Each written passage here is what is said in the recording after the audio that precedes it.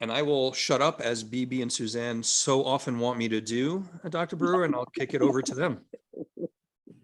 Good morning, everyone, and welcome to today's WSBA's ESG, D&I, Scratch, committee. I wanted to be able to first acknowledge that we're in September already, and like, wow.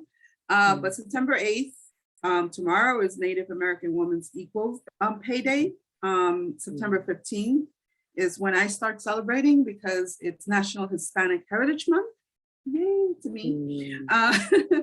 And obviously, we also start celebrating September 25th, our Rosh Hashanah Jewish holiday. I always like to acknowledge that. I also like to announce that I'll be featured by the UN FCU team for their Hispanic Heritage Month. I'll be sharing my humble story of immigration and making it through my banking career in the last 20 years with them. And that recording will be available after the end of the month. In October, we're heading towards Global Diversity Awareness Month, LGBTQI History Month, and National Disability Employment Day. I like to give those dates up so we all are aware of these amazing events that bring us together to celebrate our differences and also be inclusive of and aware of other individuals' holidays and celebrations. I will have to say, Ron, can you do the I don't got that wrapped up yet, the confidentiality and I am happy to do that. And Dr. Brewer, we always start off with kind of boilerplate language for all of our working groups, given the members that we have. So BB, again, as you mentioned, welcome to the WSBA's Environmental, Social, and Governance Working Group. This working group, along with all of the working groups of the WSBA, are subject both to our confidentiality and antitrust policies. This is what I get for spending way too much time with lawyers. Please do keep in mind that nothing spoken here, and we have no issues with this generally, is that nothing represents accounting, investment, legal, or tax advice. Dr. Brewer, you'd be surprised how many people get on calls with us and ask for tax or legal advice, and I keep telling them you probably need to find an accountant or a lawyer. But that's it from a disclaimer's perspective. BB, one item. So you mentioned some of the dates. We'd love to start including those in the weekly newsletter that we share. So to the extent you want that incorporated. I will definitely send those over to Rohit. So yeah, let Rohit know, let Candace know as well. We'll get them incorporated. And I know you're speaking UNFC, so I'd love to incorporate that in the publication to members as well. Thank you. Thank you. Okay, so without further ado, maybe we can start with, a special guest today is Ona Brewer, Dr. Ona Brewer. I hope I didn't mess that up. And today we're going to talk a little bit about wellness and how it has affected most individuals due to, COVID, and the environment that we've been in the last 2 or 3 years. But Dr. Brewer has a PhD in Human Services Psychology, University of Maryland in Baltimore County, and I am not going to do any service in trying to introduce her, but I'm going to ask her to introduce herself and what she works on before we get to the topic of wellness and the importance of it in our health. Sure. Thank you, Vivi. Thank you, everyone, for having me. So my name's Ona Brewer. I'm a clinical psychologist specializing in human services psychology, behavioral medicine, addictions, health behavior change, and trauma. And in my background and looking at this, sort of take a broad view of understanding how do people make behavior change, especially health behavior change. And so really thinking about what does health and wellness and well-being really mean? And so I'm happy to be here to explore those issues. I have some background in sort of translational and implementation science, consulting with organizations and healthcare facilities, as well as specializing in individual and group psychotherapy in the VA healthcare system for many years, and then shifting back into academia and teaching students at Rockford University for a few years, and really focusing on research methods and that empirical question of what works and how do we know the science of wellness and mental health. And then most recently, the last few years, I've been specializing in private practice and consulting with organizations and providing training in counseling styles, conversation styles for helping professionals to enhance motivation for behavior change with an approach called motivational interviewing. And that's most of what I do now, in addition to taking care of a newborn. So, Oh, congratulations. thank They you. keep you up at night. Phoebe, would you mind if I kind of kicked off with a question for Dr. Brewer? Sure. And Dr. Brewer, again, thanks for coming. And I realize this is a smaller group. We have other meetings and other working groups as well, and you're certainly welcome to join those. I wanted to ask you a little bit about organizations and your kind of work with organizations, because in my mind, a lot of the work and a lot of the evolution that I've seen over the past several years is that the meaning of organization has actually changed. And particularly in light of working from home, I honestly don't look forward to going back to any offices. Not that I don't want to visit BB and Suzanne and all of our friends in the WSBA. Has that definition of organization changed how you're looking at behavioral health and mental health? Such a great question. And thinking about how do we define organization, I'm really curious what people are thinking about that, because everything is about a concept of an organization, a concept of wellness. It's people, we define these terms, but it's mostly working together, people working together toward a common mission and an objective and goal. And that you may have many goals, you may have many objectives. And how do you know you're succeeding in that? And many times we talk a lot about bottom line. Most of my organizational consultation work is with healthcare. And so they're not necessarily profit driven on the surface. And it's really the question of how do we know our treatments are effective? How do we know we're helping our patients? And it starts from getting them in the door all the way through to measuring outcomes and changes that are happening within people and in their lives. And so then we look at how do we define health and wellness from that perspective and measure it. And I think I'm sorry. Go ahead. Yeah. And I think that's a great connection to the ESG realm, because what I've been seeing lately is a lot of articles of how corporations want to measure their employees' wellness in trying to incorporate not just different programs, but also how to measure the success of those programs. Because we all have, these corporations have these programs, call this number and get some help, kind of like go fix your problems with this third party. But after COVID, I've noticed a lot of articles, where they're discussing how to make those measurements and how to see how to translate them into their ESG programs. So under the S of wellness is becoming kind of like under the S umbrella, a project-driven, measurable, trying to measure that. And I've noticed a lot of apps are coming out, a lot of new businesses are also startups are trying to fit themselves into this gap of measuring wellness for the employees. How do you see the importance of those programs, or have you come across advising any corporations in how to improve their programs?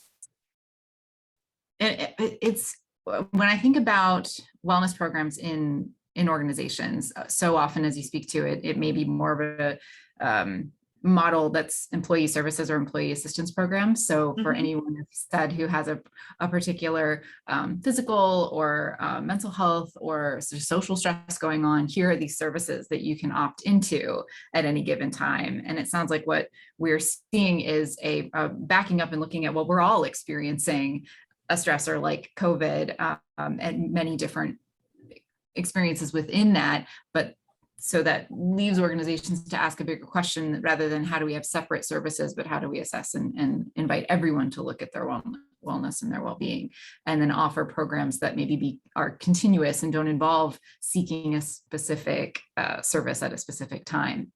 And that raises questions of when you look at an EAP, for example, often it's a licensed specialist in mental health or in physical health who can then consult and assess and diagnose and treat any particular conditions. And then maybe people like myself come in. when you think about wellness, well-being, health, there's not it's not just about the absence of an anxiety disorder or depressive disorder or a sleep condition or physical health. It's about the presence of social, physical, and mental well-being.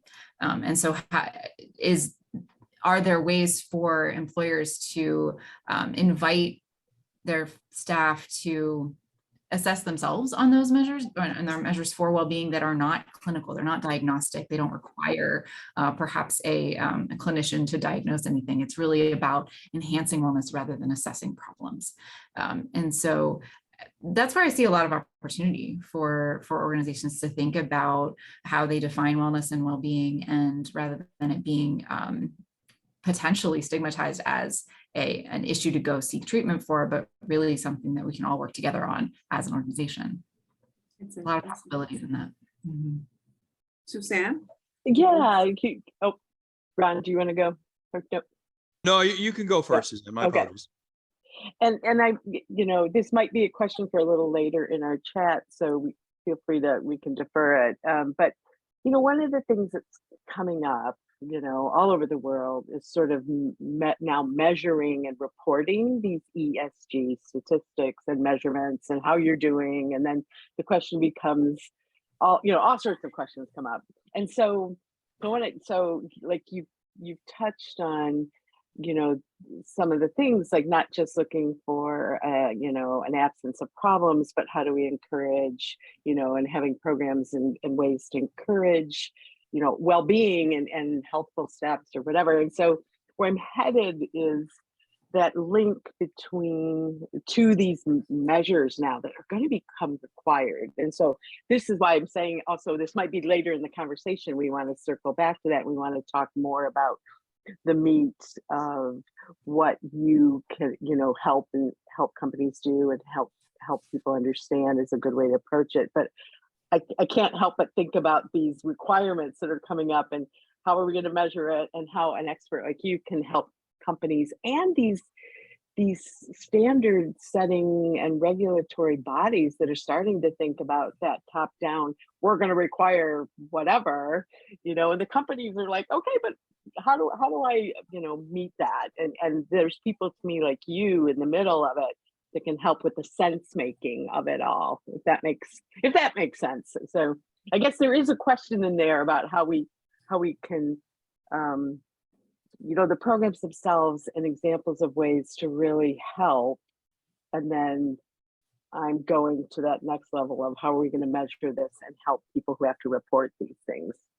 Yeah, and and thinking about it from a regulatory or even a top-down requirements perspective can invite us to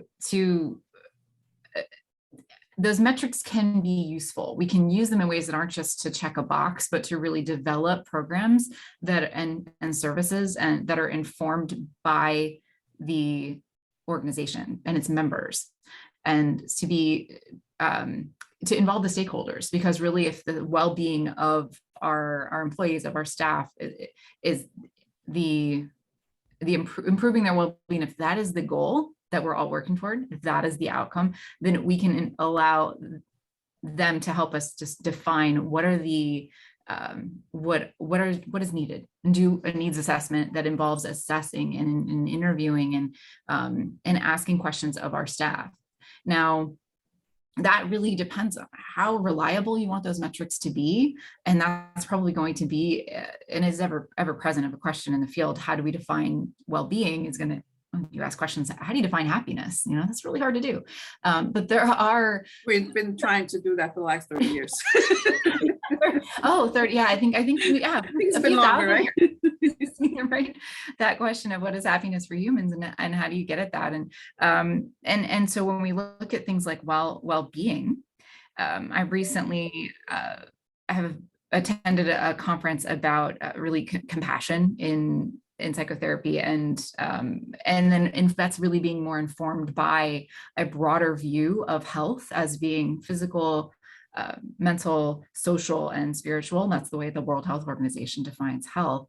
And so when we look at wellness and well-being, specifically well-being, we can think about 4 components. And I think they really get at our experiences as workers, if we think about it that way. So we have awareness. And that's things like mindfulness, day to day, how present are we? And we know when we're present, we can be focused and we can be productive. And that's one of the perhaps the metrics that you might see a top-down approach is productivity, but from a wellness bottom-up approach, we would think of awareness, mindfulness, which can be assessed. And in contrast to being mindless or being really caught up in the work and not really being able to be aware, or being overly stressed can definitely reduce our mindfulness, our awareness, and we can be distracted or distractible. So that's one of the pillars that we can think about. We can actually operationalize that and assess that, and do it within our scope of practice. As I mentioned, you don't have to have a clinical degree to look at your own awareness and mindfulness, and to look at an organization. So that's one pillar. I can speak to the other 3 that I think maybe you might be interested in. Ron, what would you? Doctor, thanks. I just had a quick question because I as BB and Suzanne know, given my career, I tend to be very data driven. So you mentioned that mindfulness can be assessed. Mm-hmm. Can you peel back the layers of that for me a little bit, just so a layman like myself might understand what that assessment looks like? Sure. When we think about mindfulness, often this is an ancient wisdom, as humans know, and across cultures, and east to west. It did when it was brought into the West as a construct in healthcare, largely in the 70s and 80s. There was a lot of concern that it was something very difficult to assess because it doesn't mean meditation, doesn't mean sitting cross-legged and doing chanting or Om and that kind of more Eastern approaches to transcendental meditation, things like that. No, we can actually look at pillars of mindfulness, or I should say components of it, from an objective empirical perspective. And that may include subcomponents. Some of the models of mindfulness may have just a few components. Some of them have as many as 6. And so we're looking at things like questionnaires, like Ruth Baer, I believe, has a 6-component mindfulness questionnaire, but there's so many different approaches to assessing it. Some at its core, we can speak to all it is the capacity with which we have to be paying attention. So we can look at attention. We can self-report that I get distracted easily versus I can stay pretty focused on a task for a while. My attention's pretty good. Paying attention, and then on purpose. So can you direct your attention ability purposefully toward? The third is the present moment. So we can say, yeah, I can pay attention and look at my planner for a half an hour and think about the future. Well, how does it go when you're really trying to listen to someone and be just there in that moment listening? And so those might be kind of 3 core pieces of mindful awareness that we can look at as attention, present moment, and on purpose. And the 4th is really a lot of what we're looking at is non-judgment, just being in present and really able to take in information and be objective. That is certainly beneficial in many organizations, our capacity to simply observe and take in information and then make a judgment call when it comes time to do that. No, that is not part of mindful awareness. So that's one piece. Mm-hmm. It also, thank you, Ron, for asking that question. In the essence of inclusion, Rahit, do you have any questions for the doctor? Not to put you on the spot, but. Yeah, so I just moved into college like yesterday. So today was like my first classes, and like a very common question on like college campuses is like just kind of about mindfulness and willfulness is like super important in college, especially like my first year, freshman year, was like we were fully like we were on campus, but like we were completely remote and had all our classes online. So like I just kind of wanted to ask like, well, one, like how do you kind of like work on these things before moving into the workforce kind of, and then also like how has it changed? Just kind of like how does it change? Because like also being home gives you the opportunity to be like kind of in your house and around the things that make you most comfortable, but also it isolates you from the people you're working with and stuff. So I wanted to ask like how that all interacts and affects your mindfulness. That's Such a a great question. It is, and thinking about it while in college and while preparing for career, and practicing and cultivating these qualities, the younger we do it, the more we wire our brains to do it more flexibly and readily throughout our workday.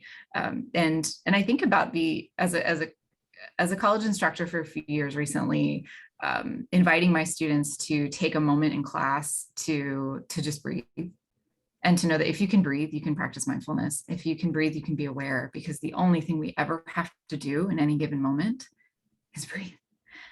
We can't stop doing that. It's not, things don't go so well when we stop doing that. And so when we start with our breath and practice that when it's easy, especially, so finding those easy moments, as you said, when you're at home and you're comfortable, and noticing that we can breathe easy when we're at home and we're in our safe spaces, and then doing that on purpose in those safe spaces, then when we're in a more stressed environment, we can come to that skill on purpose and say, I'm going to redirect my attention to my breath.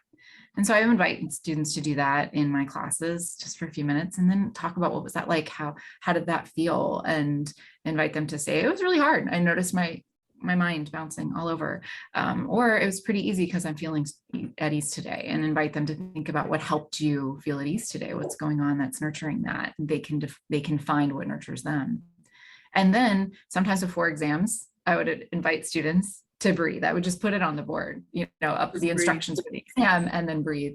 And then online instructors, my hope is that they do that as well. And I consult with universities, advisors, professors on how to bring in these qualities as instructors and advisors to remind their students of that. My hope is that organizations and employers can do the same. I know working in a healthcare context, you're hour by hour, minute by minute, patient to patient to patient, and taking a breath in between, or mindfully walking from one appointment to the next, mindfully changing one screen to the next when you're switching between meetings, and taking a moment to practice that awareness of breath, awareness of self. That's a good tip. In fact, I attend a few Diversity Inc. wellness webinars every Thursday, and they start with breathing. Their events, they start with breathing, and I am I'm kind of like Ron, very numerical, very, and I at first was like, I can't do this. My mind doesn't stop. It's like, it's a practice, something that you have to practice and get used to. And once you do it, you realize the benefit of it. Candace, any questions for the doctor? I don't have any at this time. Thank you. Okay, great. I just want to know where this was 37 years ago, and I needed to hear it. But and Doctor, I wanted to raise one question, Bibi, if I could, because this is also a very generational conversation that we have a lot. And Bibi, Suzanne, I suspect we came from worlds where, and certainly my parents came from a world where these were things you didn't address. But what I've learned over time is that there's an aspect, we've talked about organizations, Bibi, and ESG and health and wellness from the perspective of organizations. Dr. Brewer, tell me a little bit about your thoughts on how responsible are we ourselves for our own mental and emotional wellness. I think that's something that too often we take for granted, that we have a measure of control and that we should build that into our lives. Do you see that struggle for people? Is that a generational struggle, or? We talk about generations a lot, and there's a lot of comparing and contrasting of our generations, and I do it in my life, in my casual conversation. But empirically speaking, these core components of wellness probably don't vary generationally by being how important they are. Yep. So, but the perspective on who's responsible for them and how much control we should have, that's an interesting idea, a question, that there may be different perspectives on how much should my boss or my organization be involved in this, and maybe even some pushback of, I don't want to answer questions about my wellness. That's not your business. That's my responsibility, versus expecting your organization to actually care about your well-being, and there may be generational differences in that. I don't know empirically, but it's interesting to me because we've got the awareness piece, and then if we go into the next one that we're speaking about in the compassion and contextual behavioral sciences is connection. And that we as humans, part of our well-being is connection. We can try to deny it and say, I work on my own and I don't need anybody else and I'm very independent, but we don't do so well by ourselves in isolation, as he was speaking to. We need each other and we need connection. And in contrast to isolation, but also in contrast, maybe connection means vulnerability and means compassion and connection with other people in a way where we can share what we're feeling and what we need, versus control and competition. That's healthy and that certainly helps us achieve, but we're talking about well-being, not necessarily achievement and striving for competition. And that makes it part of our objectives as an organization or as in business. But when we talk about connection, we probably do all need it, and how comfortable we feel with being vulnerable, with being and feeling compassion toward ourselves and other people. That's a good question, an empirical one to ask people about. Is this something you'd like our well-being programs to include? Is fostering connection? And yeah. And to be clear, when I mentioned, to clarify what I was trying to ham-handedly express when I mentioned personal responsibility, I meant it so much from the perspective of it's okay to ask these questions. It's okay to pursue your mental and emotional health, where, that goes back to my generational comment, where that wasn't okay a generation ago, or at least it wasn't addressed. So just to clarify where my mental process was there. Thank you. And I see it like, sorry, I always feel like we adults don't put ourselves on timeout. It's the best way to put it. So, but I mean, Bibi, you and I come from a generation where our mental and emotional health wasn't really priority one for our parents. And I'm not making fun of anyone's parents. It's culturally, generationally, it was a very different world. So we're talking about different worlds. How about culturally? Because Hispanics have a problem with going to see, a doctor that has to do with, the first thing I always get is I'm not crazy. They always kind of like go there. And sometimes therapy is needed. And we're so, well, at least my family is built of not going for that help. And how does culture play a role in seeking well-being programs and taking opportunity of them?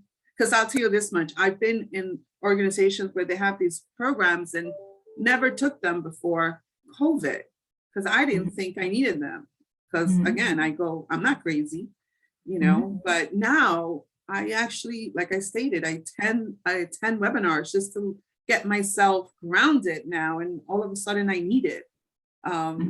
So how do you think culture plays a role? It certainly does. The culture is the air we breathe and the world that we live in, and our view of that world. And the question becomes how do we know what our employees, what our colleagues, what our patients, whatever context we're in, their worldview and what it is that they need, and how they see wellness and well-being. Do they see it in contrast to illness? Do they see it in contrast to sanity? Do they see it, and how much of that dichotomy keeps them from engaging in these programs or the services, or even answering questions that their employer might ask? And so I think what we're seeing is a better ability to have perspective, and that actually is like the third component of well-being is perspective, and our ability to see ourselves in context of our own culture, and to not judge ourselves in that way, and to take perspective on other people's views, that ours isn't the entire worldview or the better worldview. And I think it's important that cultures be acknowledged for all having legitimate and very valid worldviews, and that's so many of them stigmatize mental health and well-being as being in contrast to illness or crazy. And that, I think that's what's so refreshing about this conversation, is that just starting to see these things as for everyone. I know when I was in the VA healthcare system offering mindfulness and compassion focused sessions for staff. I would do it on like Thursday afternoons. And it was just a small number of people that would come. And we would talk a bit about what was needed, and just almost everyone just said, I need a break. Right. I need a break. And who doesn't need a break? And I think that's often a place that's pretty perhaps cross-culturally relevant, is we all need a break, and that we can invite people to consider taking that time for themselves, and then ask what it is that we all need, each individually as well as a team, to help. And so that kind of programming was really amazing, because then eventually there was a yoga class happening for staff, and then eventually there was just the mindfulness piece or meditation session, and then the more compassion focus that was actually about generating positive messages for ourselves, and thinking about our purpose and our values and what we care about explicitly, not just breathing or stretching. So there was a lot of that can help, I think, people to feel validated in their worldview and what they would appreciate. That helps them with cultivate wellness. Thank you for your outlook. I'm interested in your workshops. I've never heard of motivational interviewing. Yeah, I was curious about that too. I'm going to pivot a little bit here. Sure. And if you don't mind going into what does that mean? Motivational interviewing. Yeah, I think sometimes it's helpful to talk about what it isn't. So have you ever had someone just confront you on something that you need to change? Every day. And Every conversation I have with BB, No. Doctor, gets me to that point. Whether it's our loved ones or our doctors or our teachers, when people tell us you need to do X or you need to do Y, how we tend to feel in response to that is often maybe part of us knows that we do need to.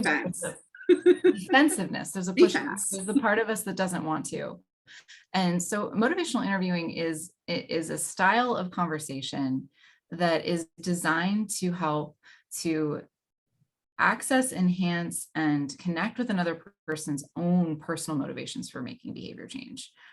In contrast to more confrontational styles that may direct a person, you need to do this from an expert perspective or from a controlling perspective or a top-down perspective. Also, in contrast to conversation styles that really just go with the flow and don't have a direction, motivational interviewing is an opportunity to talk with people about areas of their life where they might like to see changes or make changes, and helping guide them toward change for their own well-being. So it's rooted in compassion.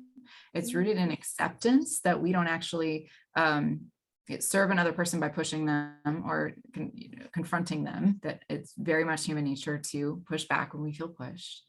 And that instead, when we partner with people and we collaborate with them and say, hey, how can I be helpful right now? Can we talk for a little bit about this? What's important to you?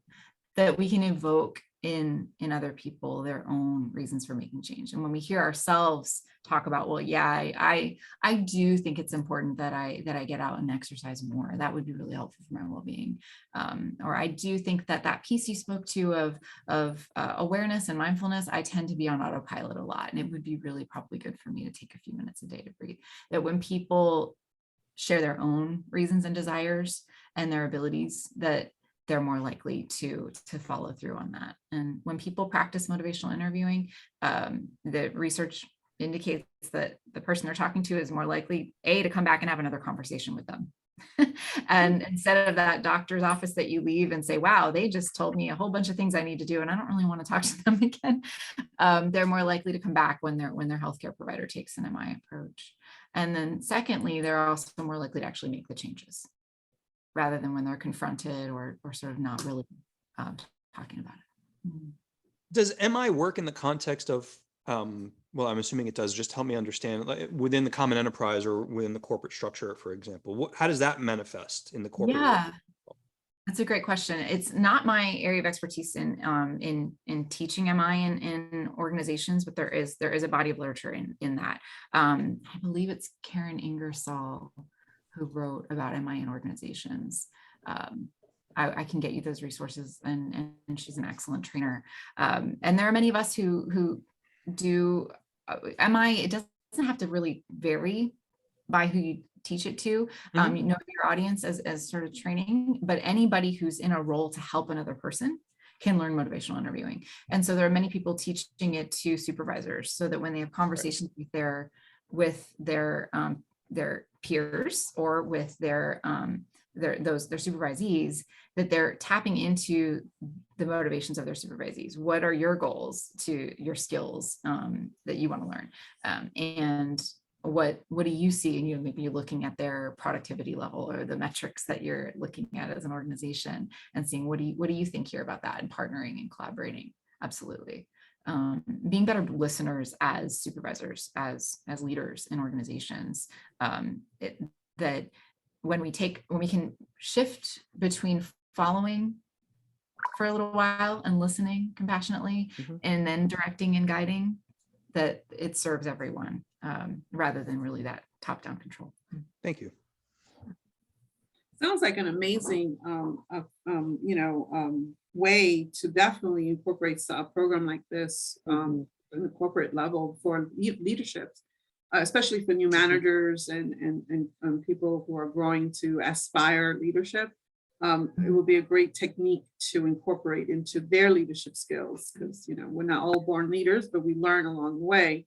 And sounds like an interesting. Did you say Karen Ingersoll was Yes, someone? and I should double check that, because I want to make sure, because I tend to mix up some of my colleagues' specialties, because we all just teach MI, but it's the context that we give the question. Yeah, I can double check that. If you wanted to share that after, Yeah. Dr. Brewer, that's I'm happy fine. to share with the group as well. No, Yeah. That'd be great. absolutely. I'll send you those resources, because she might be MI in groups. There's someone MI in groups and MI in organizations. The interesting thing is organizations are groups of people, so it's very similar skill sets. It's being able to be in a room full of people and listen to many people's motivations and reflect them back to them in a compassionate, connected way. That's the bottom line of MI, and I love helping people learn it and training individuals and in healthcare organizations and universities as well.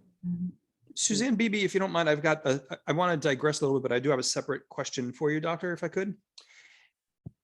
And I know you had written a study, and I know you and I chatted about this in our preliminary conversation. You were talking about bias in monetary decisions, and I want to ask about that study a bit, if you could, and kind of going back to the knitting of the Wall Street Blockchain Alliance. And again, ESG is a very important working group for us, and a lot of the work that Bibi and Suzanne are doing is really critical. I do want to look at ESG and bias in decision making in the context of our ecosystem.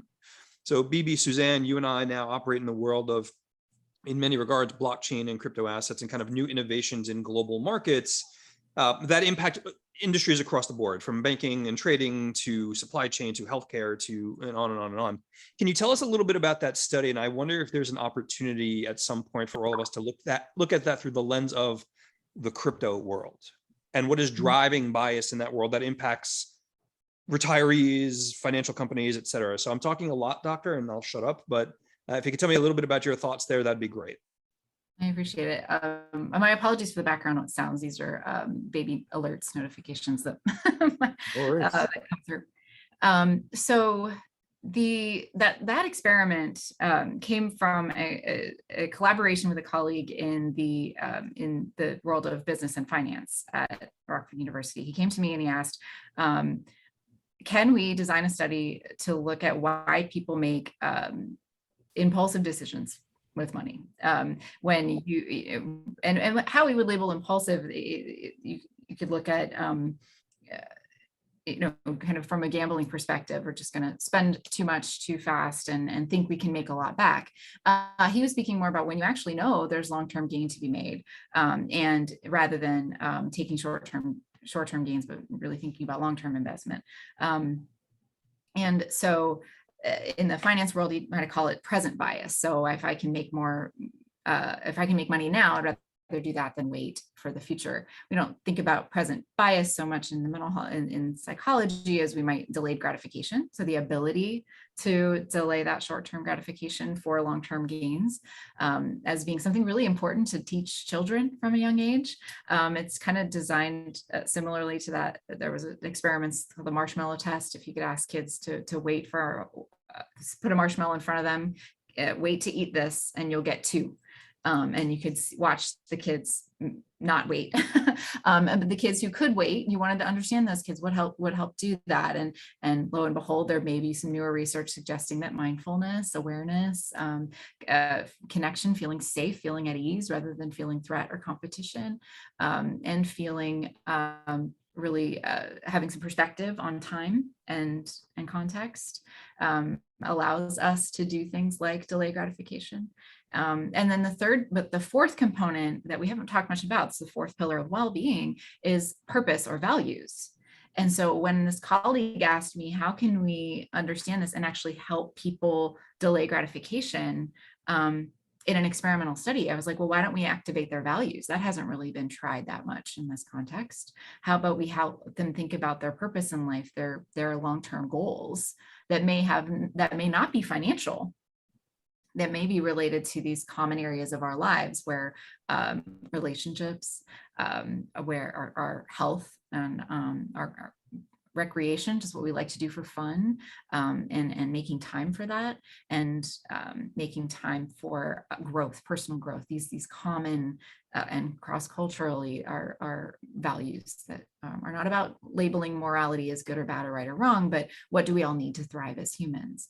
And so then this experiment, we asked college students in 2 groups. We had ones who were assigned to spend a few minutes thinking about their values, just writing about them in those areas of their life and how they like to want to see themselves living toward those values.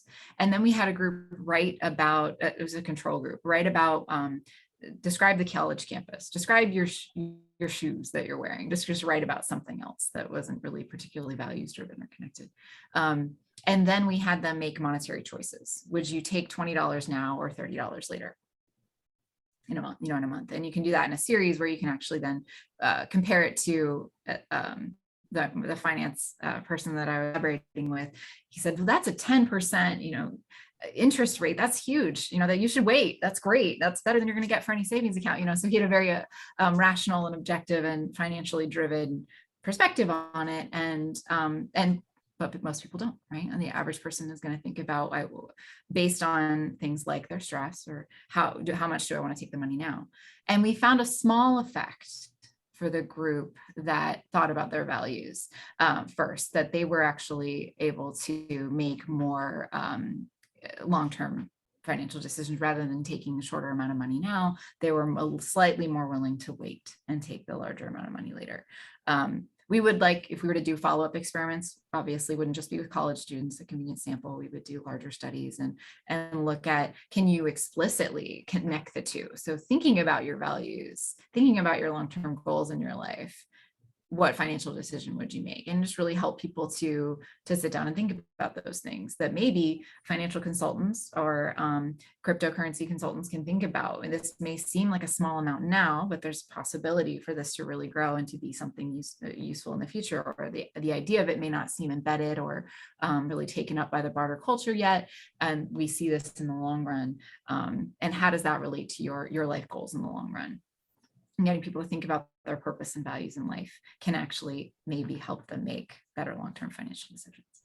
Was the pool of individuals separated by gender? Just curiosity, was the results different? We did not find an effective gender, but that's because of the sample size and we don't think we know much enough yet. Is the study publicly available, Doctor, or would you be able to share that? Yeah. It is. Yeah, I think the link on my website is also on my CV there, that it is a public, I think an open access journal. I can put that in the materials that I send to you as well. Perfect. It's really, I see that kind of as a pilot study. If you were to really do more of that kind of research, there would be a lot to do more explicitly and to check on. And I would love to see one that looked at more of those pillars of well-being and designing interventions that access all 4 of those.